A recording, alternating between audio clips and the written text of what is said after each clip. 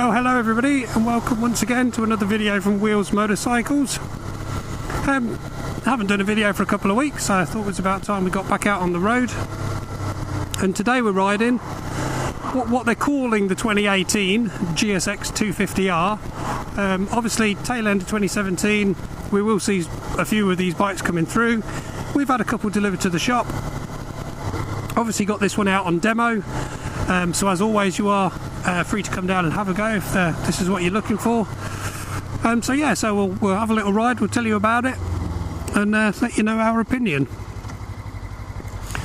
Styling wise, I do really quite like the look of this bike. You can definitely see it's going straight into that quite a well packed sort of range we've got at the moment of smaller sort of styled sports bikes. I mean, we're not going to beat around the bush. I mean, these are entry-level bikes, but again, if you're passing your test and you're looking to go on to sports riding, up to a couple of years ago there probably wasn't that much to choose from that had that, the sort of sporty look and ergonomics to it. But now there's definitely quite a few fish in the pond as such. You've got the KTM RC 390, you've got the R3, the Ninja 300, the CBR 300, CBR 300R, and now the Gsx250R.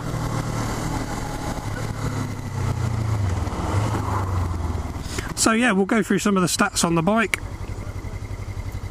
We've got a 248cc parallel twin engine. Power wise, it's just a smidge off of 25 brake horsepower, which is fairly low for bikes in this class. But again, let's remember what the bike is for. Really, it is for sort of cutting your teeth on, learning your actual bike skills and stuff. When you pass your test, you're trained with a sort of basic road riding and trained to pass a test. It's the same as with your car. Once they give you that set of keys and shake your hand and say well done, that's when you're going to go off into the real world and start developing your riding. So yeah, power wise it's 25 brake horsepower. Other stats for the bike, you've got weight 181 kilograms, so sort of not probably the lightest beast out there, but it's kind of good as well because it gives the bike a bit of weight, and it certainly it doesn't feel like a particularly small bike to be sat on straight away. As I've said several times, I'm a 6 footer. I'm quite set up nicely on this bike, certainly not crouched over. The bar setup on this, you can see a clip-on style of bar, but we've got a good rise there. There's a good inch or so rise onto the bar. Seat height, I think we're about 790 mils on the seat height. There you go, kind car driver, love it. So yeah, say 790 on the seat height. So foot position's actually, it's alright actually, quite nice. Certainly not cramped up on the bike. I do like the clock display on this bike as well, definitely in line with all the other bikes we're riding lately. LCD clocks, nice display, obviously backlit at the moment or backed out in black, and just good, easy clocks, nice, easy to read. I like when you flick the key on, it sort of spins up and sort of says go, reads go across the clocks, which again is a nice little nod towards the sports bikes, brothers and sisters. So otherwise in there, rev counter across the top of the clocks, fuel gauge to the right, 6-speed gearbox, again standard layout of gears, a massive 8 miles on this bike, so I'm pretty much the first person on this part of the PDI ride.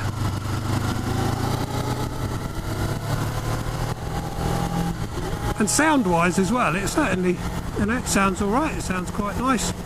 I have read that these bikes do like to be revved, this little 250.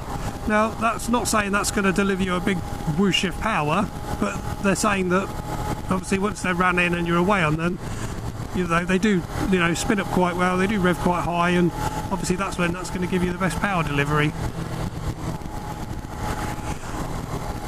Brakes on the bike, you've got a single disc at the front. At the moment this does feel a little bit sort of wooden on the brakes, but again I can only put that down to the fact that the wheel hasn't really turned that many times, and it certainly is nowhere near bedded in yet. But most bikes these days with modern setup on the single disc, obviously being Euro 4, this bike's going to be ABS, so I think the braking's going to be more than adequate to the bike and power. So yeah, I like it. There's two colour schemes of this bike available this year. The gloss black, which is the bike that I'm riding, which is our demo, and we also have a MotoGP replica as well, which along with all the other MotoGP replicas, literally lifts them team colours, transfers it to the road bike, and they are great looking bikes in the GP colour. The Triton Blue is a really good strong colour, looks great in the sunshine, and with the little flashes of luminous yellow through there as well, they certainly make for a striking bike.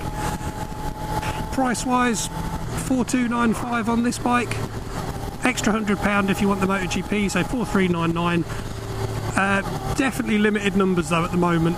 We're only being told we're going to get a few through in 2017, and then the main stock is going to come probably right at the end of this year into early next year.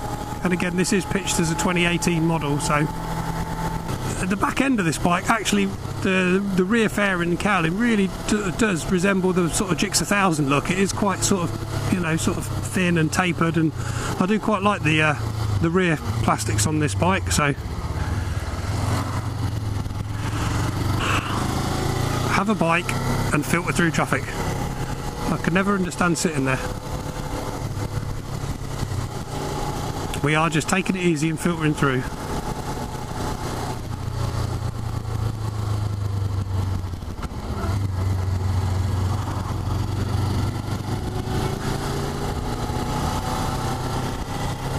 It's the joys of having a bike. So it certainly might be worth bringing this bike out again once it's running properly, just to see what it's like. Again, you can't push it at all at the moment, one for the roads we're riding and for the fact of where we are for running it in. But I have heard say that they're really quite a good fun and pretty easy to chuck around, very good through corners. And I could certainly see that being the case with the bike. I say to a lot of people, most bikes, by the time they get to production and by the time they get to the road, the manufacturers have spent a lot of money and a lot of testing to bring you the best they can. And year on year, bikes are just getting better and better and sharper, and we really are treated as to what you can go into a shop now and buy, standard. Straight off the showroom floor. It really is phenomenal, just the technology and the obviously development that goes into the bikes. And again, variety as well. I know it's always been the case, but there really is a bike for everybody out there. So do you know what? And I'm glad the weather's holding off. I've got sun on my back, but there's certainly some moody clouds out there.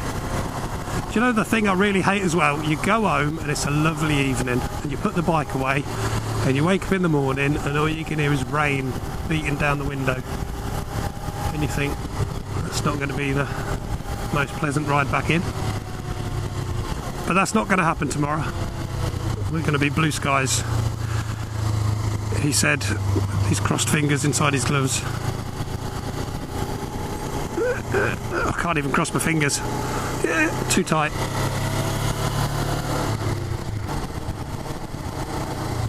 I've actually noticed as well this bike's got really quite nice engine braking. You lay off the throttle and you can feel that engine braking sort of cutting into the bike, which is good, because I think again when you are developing your riding, it's good to get away from that on the throttle, off the throttle, on the brakes, on the throttle, on the brakes, and that obviously doesn't do you any good for smooth riding.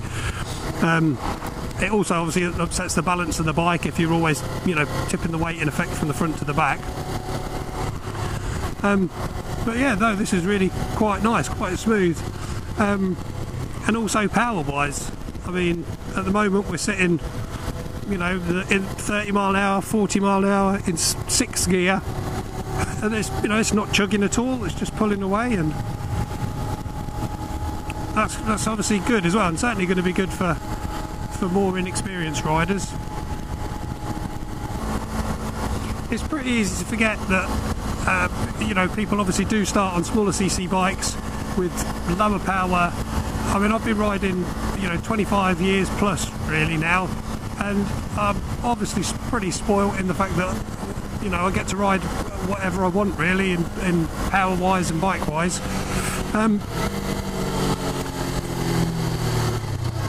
But yeah, sort of, when I think back now, they were some of the better times, or, you know, the real good memories of biking was when you first did have a bike and you first got on a bike. And, you know, to me, if this was a bike for me back then, I would have thought this is, you know, a big bike and got plenty for me, and it would certainly be encouraging me to carry on with biking.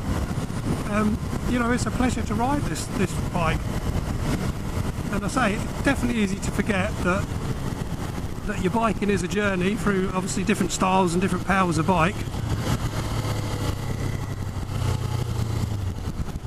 So yeah, but I've no qualms at all about recommending this to obviously somebody who's just freshly passed their test, looking to put a year or so on a bike to develop their riding. Then, you know, this sort of thing is going to be a great choice for them. Oh, as well, fuel economy.